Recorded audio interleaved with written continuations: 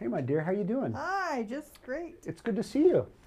Alexandria? Yes. Good to see you The as well. most common reason why diabetics are admitted to the hospital is not because of high blood sugar levels, heart attack, or a stroke, but foot That's all problems. this, but I'll tell you what, you're looking great. You have great pulse. It's hard to believe, but most of these patients don't feel any pain from their wounds. In fact, most were unaware when they first hurt themselves because of a diabetic complication that causes a lack of sensation in the feet. They might wear a hole in the foot just the way you or I might wear a hole in a shoe or a sock. That problem is called neuropathy, that loss of feeling. And when they do wear that hole in their foot, that's called a wound or an ulcer. And one of those happens very, very frequently in people with diabetes. Dr. David Armstrong is a renowned podiatrist and a professor with the University of Arizona's Department of Surgery. He says why this type of sore is so dangerous is that all too often doctors take drastic steps to treat it. I tried to take care of it for a few days myself, and it didn't work. It went black.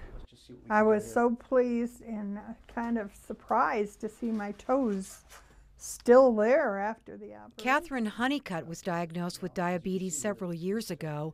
Recently, she lost 2 toes due to an infection. Unfortunately, the wound never completely healed. He told me, we're going to put you on a particular antibiotic for 3 weeks. And then if that doesn't work, we've still got plenty of time. We can go back and do a half-foot amputation. Well, 8 days later, he just said, I'm going to take it off just below the knee. Very brusquely, very roughly, and he says, let me know tomorrow so I can schedule for surgery on Monday.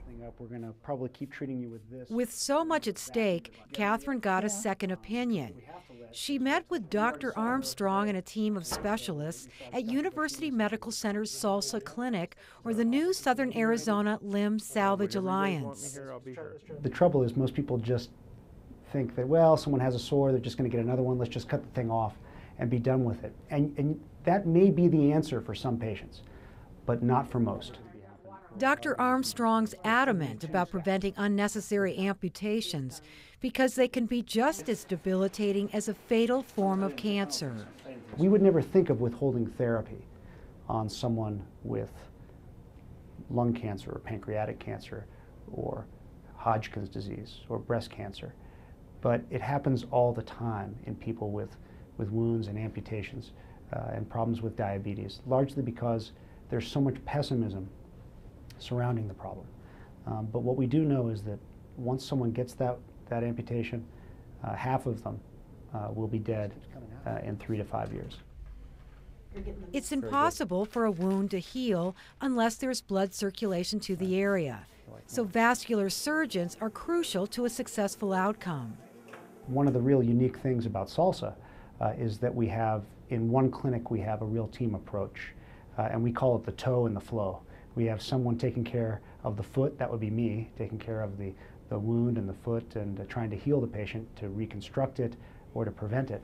And then we have people taking care of the flow into the foot, and that's our stellar vascular surgeons. We have some of the best vascular surgeons in the world here.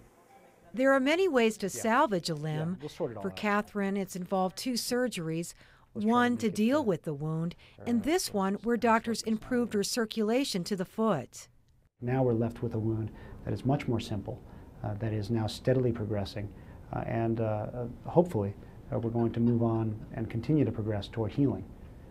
After we do that, our goal with Ms. Honeycutt is to work with her to prevent this from ever happening again.